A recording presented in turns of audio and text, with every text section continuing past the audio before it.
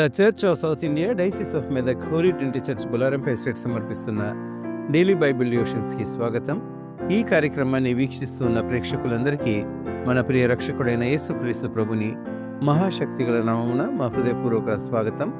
Lent డివోషన్స్లో భాగంగా ఈరోజు the 40 days in లెంట్లోని 40 రోజులు అనే అంశంపై మన సంఘ సభ్యులు శ్రీమతి ఏ సత్యవతి దేవదాసమ్మ గారు అందించే దైవ సందేశాన్ని విందాం. సందేశానికి ముందుగా ఈ భక్తి గీతం.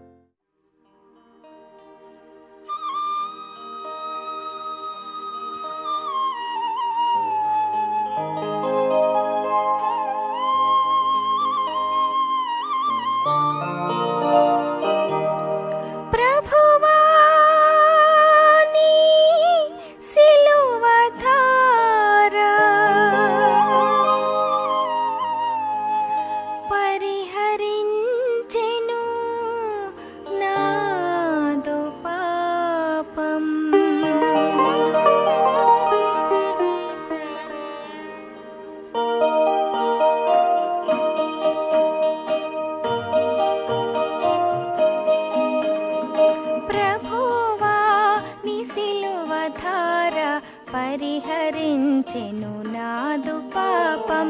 ప్రభువా నీ సిలువ ధార పరిహరించెను నాదు పాపం. నీదు ప్రేమ బాటలోనే పరిమళించెను నాదు జీవం. నీదు ప్రేమ బాటలోనే పరిమళించెను నాదు జీవం.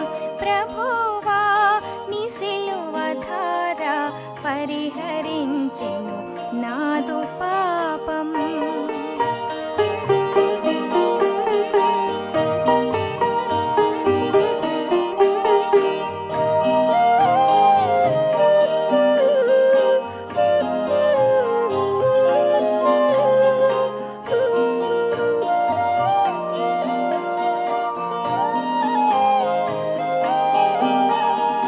శిరస్సుపై నా ముళ్ళ మకుటం, సిలువ మ్రానితో ధరణి శాపం.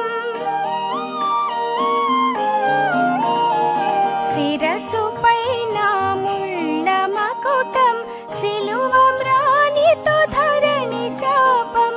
మొయ్యలేక తూలిపోతివా మోక్షరాజ్యము మాకు నివ్వా. మొయ్యలేక తూలిపోతివా మోక్షరాజ్యము మాకు నివ్వా. ప్రభువా నీ సిలువ ధార పరిహరించెను నాదు పాపం.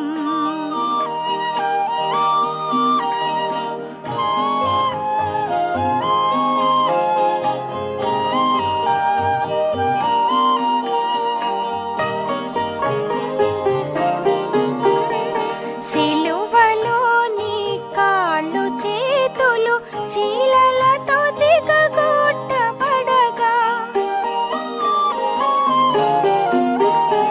సిలువలో నీ కాళ్ళు చేతులు చీలలతో దిగగొట్టబడగా, చిందే రక్తము క్షమ ప్రవాహమై చరితగతి పాపమే హరించెను. చిందే రక్తము క్షమ ప్రవాహమై చరితగతి పాపమే హరించెను. ప్రభువా నీ సిలువ ధార పరిహరించెను నాదు పాపం.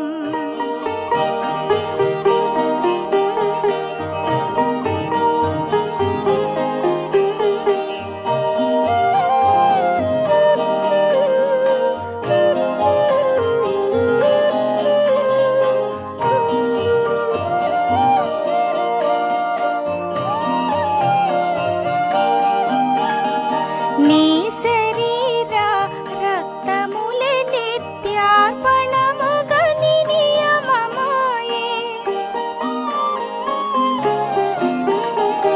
నీ శరీర రక్తములే నిత్యార్పణముగా నీ నియమమాయే. నీదు సంస్కారముల స్మరణమే నిఖిల జగతిని నీలో కలిపే.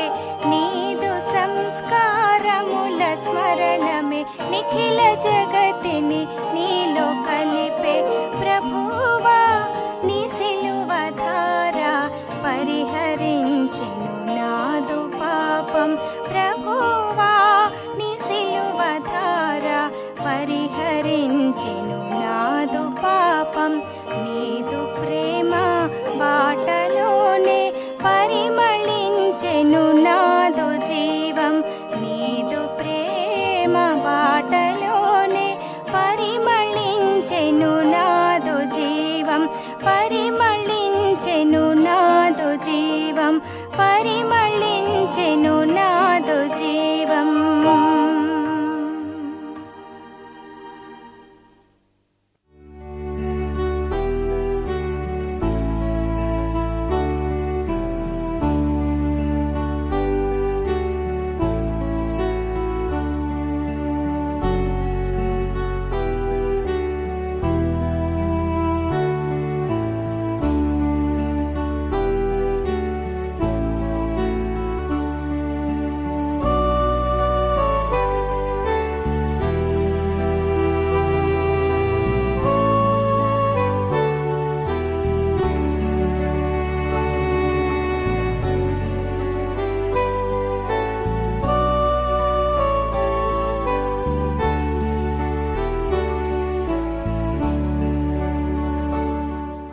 ప్రార్థించుకుందాము. ప్రేమగల తండ్రి, కృపగల దేవ, నీకే వందనాలు, కృతజ్ఞత, స్తుతులు, స్తోత్రములు, దయగల మా తండ్రి. ఈ ఉదయకాల సమయం అందు ప్రభువా నీ వాక్యాన్ని ధ్యానించినట్టుండగా తండ్రి, మా అందరి నేత్రములు తెరిపించి నీ వాక్యం అంతలోనికి ముందుకు నడిపించమని నజరుడైన యేసు నామమును బట్టి అడిగి వేడుకుంటున్నాను స్వామి. ఆమేన్. అందరికీ గుడ్ మార్నింగ్. దేవుడు ఈ అవకాశం ఇచ్చినందుకు దేవాతి దేవునికి మొదటగా వందనాలు తెలియజేస్తున్నాను. నేటి బైబిల్ ధ్యాన అంశం చూసినట్టయితే మొదటి రాజుల గ్రంథము 19వ అధ్యాయము 8వ వచనం చూసినట్టయితే, అతడు లేచి భోజనము చేసి ఆ భోజనపు బలము చేత 40 రాత్రి పగళ్ళు ప్రయాణము చేసి దేవుని పర్వతమని పేరు పెట్టబడిన హోరేబునకు వచ్చెను. అయితే ఈ పరిశుద్ధ దినాలు, ఈ 40 దినాలలో చాలామంది ఉపవాస దీక్షలలో ఉంటారు.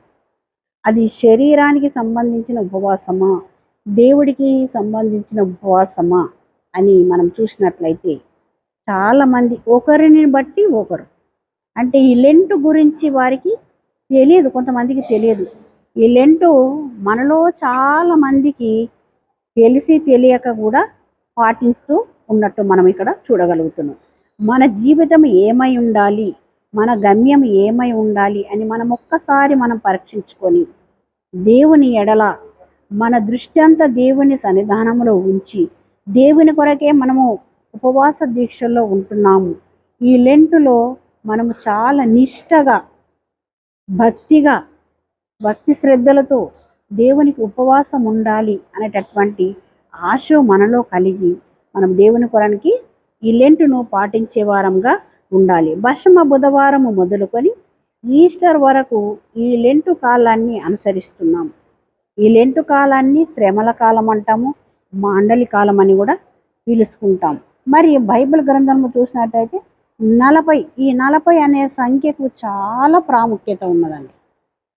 దేవుడు ఈ 40 సంవత్సరాలు రాత్రింబగళ్ళు కూడా, 40 రాత్రులు 40 పగళ్ళు కూడా దేవుడు వర్షాన్ని విపరీతంగా కురిపిస్తే అక్కడ ఉన్నటువంటి పంటలన్నీ కూడా పాడైపోయి, అంటే పతనం అయిపోయి, మళ్ళా తిరిగి నూతనమైనటువంటి సృష్టి. ఏ విధంగా చెట్టుకి ఇప్పుడు వేసవి కాలం, ఎండాకాలం అండి, చెట్టు ఆకులన్నీ రాలిపోతూ ఉంటాయి. తిరిగి ఒక వర్షం పడిందంటే అది లేత ఆకులతో చిగురిస్తూ ఉంటుంది. మరి మనిషి జీవితం కూడా ఆ విధంగా ఉండాలని దేవుడు కోరుచున్నాడు. మనలో ఉన్నటువంటి దేవునికి ఆయాసకరమైనటువంటి జీవితం కానీ, పాపాలు కానీ ఏ ఉన్నా వాటన్నిటిని కూడా మనం వదిలిపెట్టుకొని దేవుని యొక్క కృపను పొందుకొని మనము నూతనమైనటువంటి హృదయం కలిగి, నూతనమైనటువంటి స్వభావాన్ని కలిగి దేవుని కొరకు చిగురించే బిడ్డలంగా, వాడబడే బిడ్డలంగా మనం ఉండాలని దేవుడి దినమున మనల్ని కోరుచున్నాడు. మరి 40 రాత్రులు దేవుడు కూడా ఉపవాసం ఉండి అరణ్యంలో ఉంటూ శోధింపబడ్డట్టు కూడా మనం ఇక్కడ చూడగలుగుతున్నాం. కానీ దేవుడు బలహీన పడిపోయిందా? పడలేదు కదా.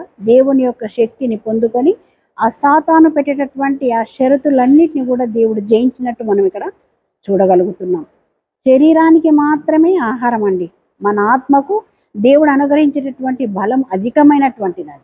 మరి దేవుని యొక్క ఆ బలాన్ని మనము పొందుకునే బిడ్డలంగా ఈ 40 దినాలు మనం కూడా ఆ విధంగా జీవించాలని మరి దేవుడు ఇష్టపడుతూ ఉన్నాడు. మనకున్నటువంటి చెడు సహవాసాలు కావచ్చు, చెడు అలవాట్లు కావచ్చు, చెడు మార్గాలు కావచ్చు, వాటన్నింటి కూడా కొంతమంది ఒప్పుకుంటారండి. ఈ 40 దినాలు లెంట్ వచ్చిందనంటే నేను పలాంది తినా, పలాంది ముట్టుకోను, పలాని తినా అని ఎన్నో అవి ప్రమాణాలు చేస్తూ ఉంటారు. అవి ఓన్లీ 40 డేస్ మట్టుకి, ఆ తర్వాత మళ్ళా పాత జీవితంలోనే ఉంటారు. ఆ విధంగా కాకుండా మనలో ఒక మార్పు అనేది రావాలి. నూతనమైనటువంటి క్రియ మనలో జరగాలి అని అంటే మనము పరిశుద్ధంగా దేవుని సన్నిధానంలో ఉంటూ ప్రార్థనలు చేస్తూ దేవుని సహవాసంలో పాల్గొనే బిడ్డలంగా ఉండాలి.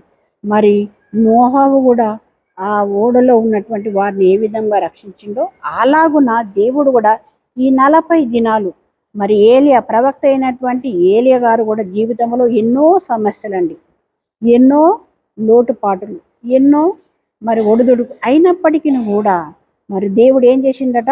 ఎక్కడికి వెళ్ళిండు ఏలియా ప్రవక్త గారు? 8వ అధ్యాయం చూసినట్టయితే 8వ వచనం, అతడు లేచి భోజనం చేసి ఆ భోజనపు బలము చేత 40 రాత్రింబగాలు ప్రయాణం చేసి దేవుని పర్వతం అనే పేరు పెట్టబడిన హోరేబునకు వచ్చి అక్కడికి వెళ్ళిన తర్వాత తనకున్నటువంటి తన జీవితం అంతా కూడా మారిపోయినట్టు మనం చూడగలుగుతున్నాం. ఆ హోరేబు కొండ దగ్గరికి పోగానే దేవుని యొక్క శక్తిని ఏలియా గారు పొందుకొని మరి ఈ లోకం మట్టుకు మరి దేవునికి నీతిగా న్యాయంగా జీవించినట్టు మనం ఇక్కడ చూడగలుగుతున్నాం.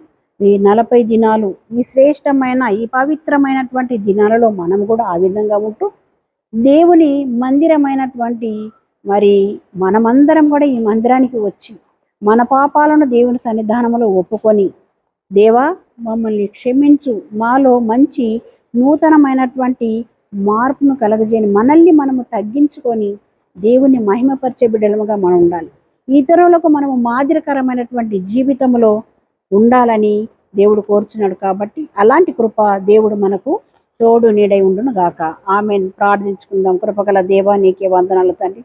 ఈ పరిశుద్ధమైన దినాలు మట్టుకే కాకుండా నా తండ్రి ఈ భూమి మీద జీవించినంత మట్టుకు ప్రభువా నీకు ఇష్టమైన బిడ్డలముగా మాదిరికరమైనటువంటి బిడ్డలముగా మేము జీవించుటకు తండ్రి నీ కృప నీ సహాయాన్ని మా అందరికీ అనుగ్రహించి నడిపించమని నజరేయుడైన యేసు నామమును బట్టి అడిగి వేడుకుంటున్నాను స్వామి. ఆమేన్.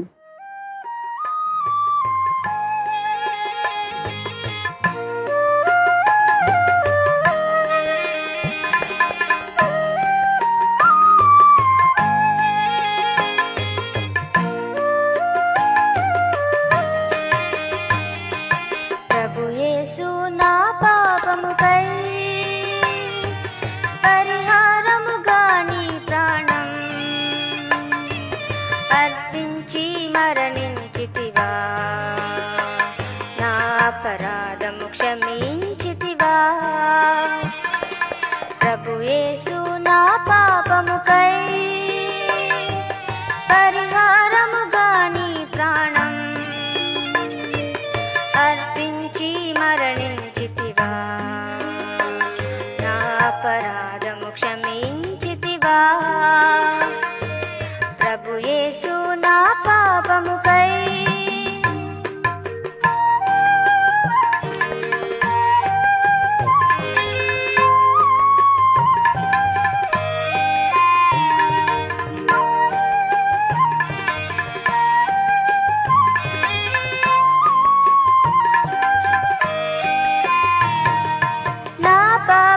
శాపము మోసి నా దోషములను భరించితివా నా పాప శాపము మోసి నా దోషములను భరించితివా రక్తము కాచి నీ జీవమునిచ్చి నీ ప్రేమను నాకందించితివా ప్రభు యేసు నా పాపముకై పరిహార అర్పించి మరణించితివా, నా అపరాధం క్షమించితివా. ప్రభు యేసు నా పాపముకై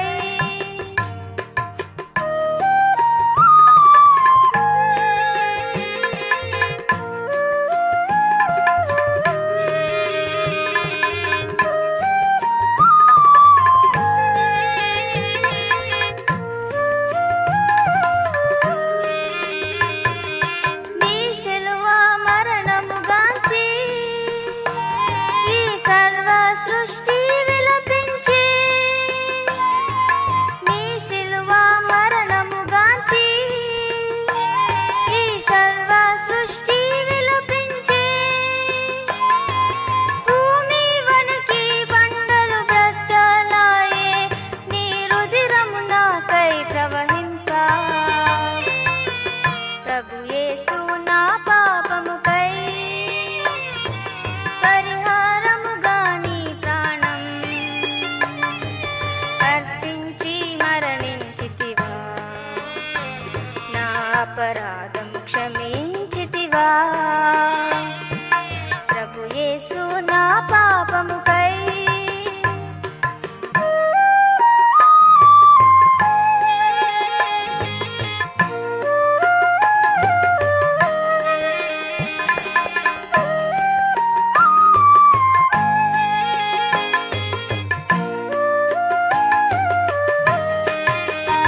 నీ సిలువ స్వరములే భువికి నీ రక్షణ సందేశమునిచ్చి, నీ సిలువ స్వరములే భువికి నీ రక్షణ సందేశమునిచ్చి, నీ ప్రేమకైనా హృది నర్తించి నీ స్తుతి గీతము పాడెద దేవా.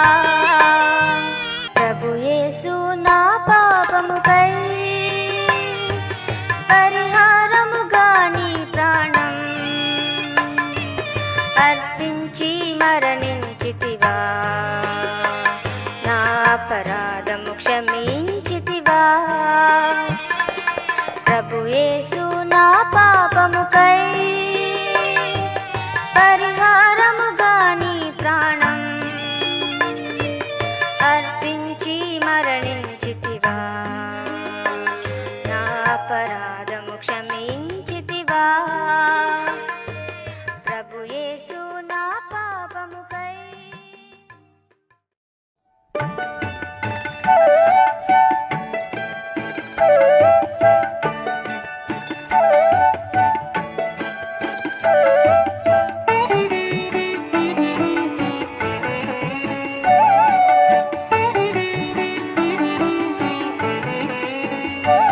నీ ప్రేమ గీతి పాడుచు నీ కొరకు జీవింతును, విలువైన నీ సిలువ ప్రేమను జగమంత చాటుదు. నీ ప్రేమ గీతి పాడుచు నీ కొరకు జీవింతును, విలువైన నీ సిలువ ప్రేమను జగమంత చాటుదు.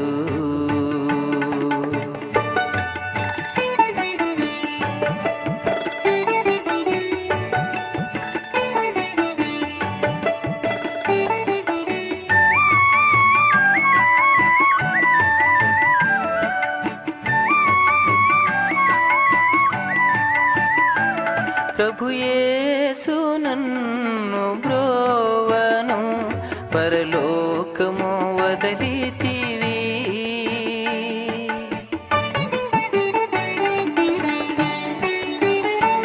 ప్రభు యేసు నన్ను బ్రోవను పరలోకము వదలితివి. పాపము చేనసించిన ఈ పాపిని నీ ప్రేమచే రక్షించితివి. పాపము చేనసించిన ఈ పాపిని నీ ప్రేమచే రక్షించితివి. పాడుచు నీ కొరకు జీవింతును. విలువైన నీ సిలువ ప్రేమను జగమంత చాటుదు.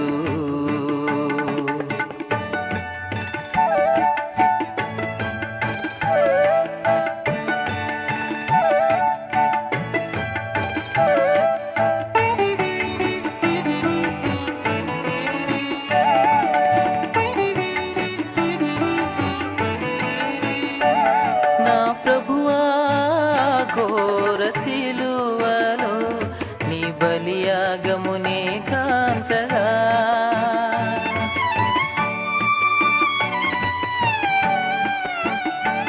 నా ప్రభువా ఘోర సిలువలో నీ బలియాగమునే కాంచగా, పరిహృతమాయ నా పాప జీవితం పరిభ్రమించి నీ ప్రేమలో.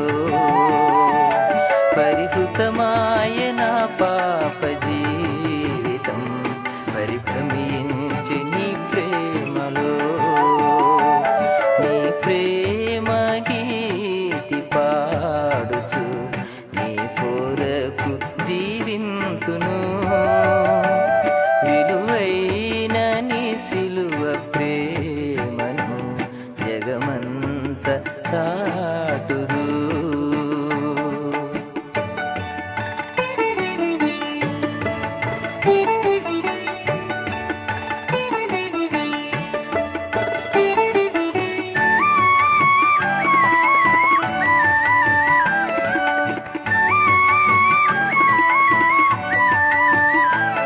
మధురాతి మధురమైన నీ ప్రేమకు ప్రతిస్పందనగా,